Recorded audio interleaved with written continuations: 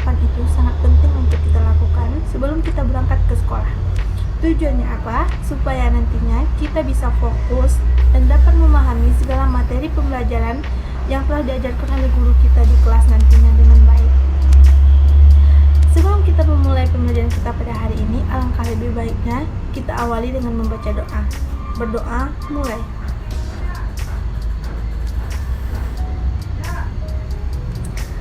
Berdoa selesai. Selanjutnya kita absen dulu ya. Silakan isi link yang sudah ibu bagikan di WA group yang sudah kita buat. Oke, materi kita pada pembelajaran hari ini yaitu tentang iman kepada Nabi dan Rasul dalam integrasi psikologi. Sebelum kita masuk pada materi hari ini, alangkah lebih baiknya kita mengulang sedikit tentang pembelajaran kita pada minggu lalu. Ada masih ingat tentang materi kita pada minggu lalu? Ya, benar. Minggu lalu kita belajar tentang iman kepada kitab suci Al-Quran. Nah, iman kepada kitab suci yaitu meyakini dengan sepenuh hati bahwa kitab suci itu diturunkan adalah untuk menjadikan pedoman bagi manusia untuk mencapai keselamatan di dunia dan di akhirat. Nah, bagaimana sih cara kita beriman kepada kitab suci itu? Nah, salah satu caranya yaitu adalah dengan cara membaca, memahami, dan mempraktekkan segala yang diajarkan di dalam Al-Quran di dalam kehidupan sehari-hari selayaknya, sebagaimana kita hendaknya sebagai seorang muslim dalam bersikap dan bertingkah laku dalam menjalankan perintah Allah dan menjauhi segala larangan. Baiklah, materi pembelajaran kita pada hari ini yaitu tentang beriman kepada Nabi dan Rasul dalam integrasi psikologi. Yang pertama, kita bahas dulu pengertian beriman kepada Nabi dan Rasul. Sebagian ulama ada yang berpendapat bahwa Nabi dan Rasul adalah orang yang menerima wahyu dari Allah. Nah, jadi dapat disimpulkan bahwa pengertian iman kepada Nabi dan Rasul adalah meyakini dengan sepenuh hati bahwa Allah telah mengutus sebagian dari manusia sebagai Nabi dan Rasul yang diberi tugas untuk menyampaikan pesan-pesan Allah kepada umat manusia. Pesan-pesan Allah ini disampaikan melalui wahyu yang terkumpul di dalam kitab. Nah, yang kedua yaitu kedudukan serta fungsi Nabi dan Rasul. Yang pertama, untuk menyampaikan risalah Allah Subhanahu wa Ta'ala yang diwahyukan. Dalam kaitannya dengan fungsi menyampaikan risalah ini, terkandung beberapa tugas yang ada pada pundak seseorang Nabi atau Rasul. Nah, tugas-tugas itu antara lain mengajarkan tauhid dan mengajak umat manusia untuk mengimani Allah yang Maha Esa. Nah, tugas ini ada kaitannya dengan rukun iman yang pertama. Allah berfirman dalam Quran surat Al-Anbiya ayat 25 yang artinya, "Tidak kami mengutus seorang rasul sebelum kamu Muhammad, melainkan kami memberi wahyu kepadanya, yaitu bahwa tiada Tuhan melainkan aku sendiri, maka sembahlah aku."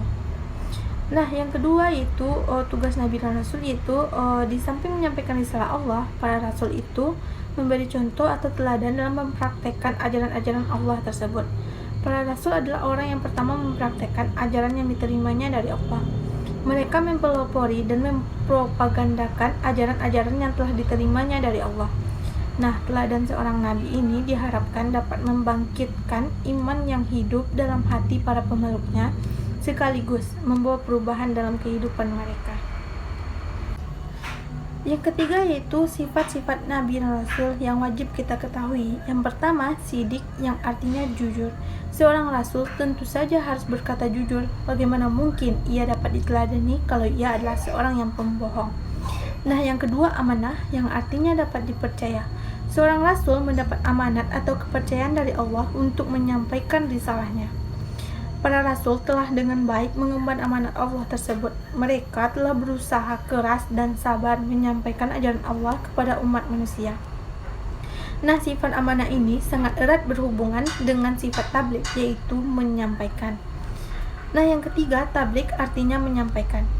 Para Rasul memiliki tugas pokok untuk menyampaikan pesan-pesan Allah kepada umat manusia. Karena itu, sifat ini menjadi satu atau melekat pada diri seorang Rasul. Menyembunyikan pesan Allah dan tidak disampaikan kepada orang yang banyak berarti pengkhianatan atas amanat yang diembannya. Berarti ia adalah orang yang tidak dapat dipercaya. Yang keempat yaitu fatanah yang artinya cerdas. Seorang Rasul senantiasa tanggap terhadap apapun yang terjadi pada umatnya, dan dia akan memberikan yang terbaik untuk kemaslahatan umatnya. Selanjutnya yaitu iman kepada Nabi dan Rasul dalam integrasi psikologi. Psikologi merupakan salah satu bidang keilmuan yang berusaha mengkaji persoalan kejiwaan terkait dengan gejala-gejala dan pertumbuhan perkembangan jiwa tersebut, seperti perasaan senang, gembira, tentram dan nyaman, serta resah dan gelisah. Pada bagian lain, sebagai ilmu kejiwaan, psikologi juga mengkaji tentang kesehatan mental. Iman kepada Allah Subhanahu wa Ta'ala sangat penting sebagai terapi agama bagi kesehatan mental manusia. Iman kepada Allah Subhanahu wa Ta'ala akan menjadikan manusia beriman kepada Nabi dan Rasul Allah, karena pokok-pokok keimanan yang dibawa oleh Nabi dan Rasul itu sama, yakni mempercayai Allah Subhanahu wa Ta'ala dan taat kepadanya. Apabila manusia tidak percaya bahwa Nabi dan Rasul itu adalah utusan Allah, maka ia tidak akan dapat menjalankan ajaran agama Islam, karena tuntunan yang dibawa oleh Nabi dan Rasul tersebut tersimpul dalam ajaran Islam. Selanjutnya, manusia tidak akan sanggup untuk mendekatkan diri kepada Allah sehingga berakibat datangnya kecemasan dan kegelisahan. Dalam melihat aspek psikologis dan kesehatan mental dari iman kepada Nabi dan Rasul ini adalah dengan melihat bahwa sifat-sifat yang ada pada Rasul itu sendiri. Kebaikan akhlak Nabi dan Rasul ini dikenal dengan amanah, sidik, fatanah, dan tabligh. Sifat ini menjadi sumber nilai dan moral serta norma kedua umat Islam setelah wahyu. Suri toladan yang diberikan Rasul berupa perkataan, sedangkan perbuatan merupakan warisan bagi manusia dan dapat dijadikan pegangan hingga akhir zaman. Meyakini Nabi dan Rasul konsekuensinya adalah yakin terhadap yang disampaikan oleh Nabi dan Rasul tersebut, yang artinya Muslim yang baik menjadikan warisan Nabi sebagai pegangan dalam berbicara dan bersikap serta bertindak. Secara psikologis, bertindak dan bersikap merupakan fitrah manusia, namun tindakan dan sikap yang sesuai dengan petunjuk dan yang melekat pada diri Nabi dan Rasul tersebut. Sikap yang baik lahir jiwa yang baik pula. Artinya di sini manusia berbuat baik menunjukkan bahwa secara mental manusia tersebut stabil dan sehat. Baik, itulah materi kita pada hari ini. Ternyata materi kita tentang beriman kepada Nabi dan Rasul sangat berkaitan ya dengan kehidupan kita sehari-hari. Sebagaimana yang dijelaskan tadi bahwa Nabi dan Rasul adalah manusia pilihan yang diutus Allah untuk menyampaikan risalah yang telah diwahyukan kepada mereka. Nah, jadi sudah seharusnya kita mempercayai dan melakukan segala yang dicontohkan oleh Nabi dan Rasul, karena ajaran yang dibawa oleh Nabi dan Rasul ini adalah perintah langsung dari Allah untuk umat manusia. Nah, karena waktu kita hampir habis, silahkan kepada murid sekalian untuk mengisi link evaluasi terhadap pembelajaran hari ini yang sudah Ibu kirim di WA group kita. Ibu harap murid semuanya dapat memahami materi yang telah disampaikan tadi, dan juga jangan lupa untuk terus mengulang materi pembelajaran yang telah dipelajari setiap harinya di rumah. Oke, sebelum menutup pembelajaran kita hari ini, alangkah baiknya kita berdoa terlebih dahulu. Berdoa mulai.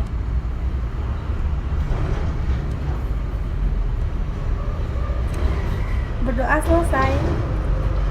Sekian pertemuan kita pada hari ini. Kalau ada yang tidak bisa dimengerti, bisa tanyakan langsung di grup nantinya, dan insya Allah kalau ada waktu Ibu akan menjawabnya lewat voice note. Jika tidak, kita bahas minggu depan. Akhir kata, wassalamualaikum warahmatullahi wabarakatuh.